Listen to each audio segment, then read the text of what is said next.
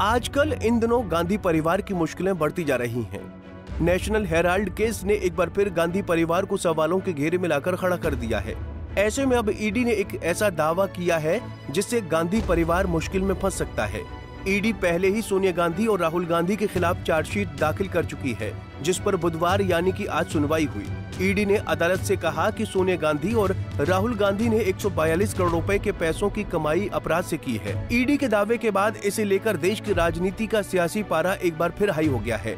अब ये सुनकर आपके मन में सवाल आ रहा होगा कि आखिर ये नेशनल हेराल्ड केस क्या है और इस केस में कांग्रेस के दिग्गजों में किस किस का नाम शामिल है।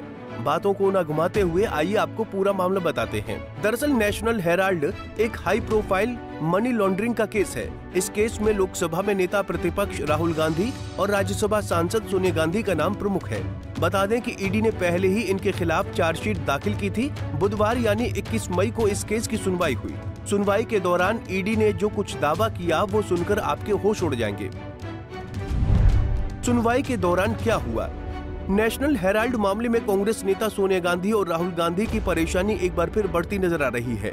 दिल्ली की राउज एवेन्यू कोर्ट में बुधवार को इस केस को लेकर सुनवाई हुई, जिसमें प्रवर्तन निदेशालय ने बड़ी बातें अदालत के सामने रखी।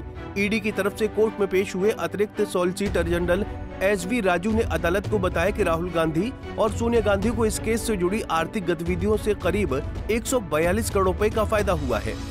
ईडी ने कहा कि ये रकम अपराध से कमाई गई आय मानी जाती है। जानकारी के मुताबिक एसवी राजू ने अदालत को ये भी बताया कि नेशनल हेराल्ड अखबार से जुड़ी कई संपत्तियों को नवंबर 2023 में जब्त किया गया, लेकिन उससे पहले तक आरोपी इन संपत्तियों का लाभ उठा रहे थे। ईडी का कहना है कि मनी लॉन्ड्रिंग सिर्फ उस समय नहीं होती जब पैसा गलत तरीके से कमाया जाए, बल्कि जब कोई व्यक्ति उस पैसे या संपत्ति को अपने पास रखता है और उससे फायदा उठाता है तो भी ये अपराध माना जाता है। ईडी ने कोर्ट से कहा कि जांच में सामने आया है कि सोनिया गांधी, राहुल गांधी और अन्य लोगों ने न केवल अपराध से जुड़ी संपत्तियों से फायदा उठाया, बल्कि उसे अपने पास रखकर मनी लॉन्ड्रिंग कानून का उल्लंघन भी किया है। इस केस को लेकर बचाव पक्ष ने अदालत से समय मांगा है। बता दें कि अब केस की सुनवाई 2 जुलाई से 8 जुलाई तक लगातार होगी। अब आप सोच रहे होंगे कि आखिर ये नेशनल हेराल्ड केस क्या है? क्या है national Herald case? National Herald एक ऐतिहासिक अखबार रहा है जिसकी नींव 1938 में पंडित जवाहरलाल नेहरू ने रखी थी। इसे एसोसिएटेड जर्नल्स लिमिटेड यानी एजेएल नामक कंपनी द्वारा संचालित किया गया, जिसका मुख्य उद्देश्य उस समय के स्वतंत्रता संग्राम को मजबूती देना और जनता तक उसकी आवाज पहुंचाना था। ये अखबार 3 भाषाओं हिंदी, अंग्रेजी और उर्दू में प्रकाशित होता था।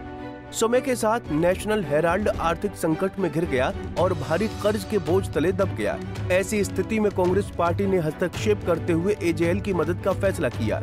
पार्टी ने 26 फरवरी 2011 को एजेएल को लगभग 90 करोड़ रुपए का कर्ज दिया।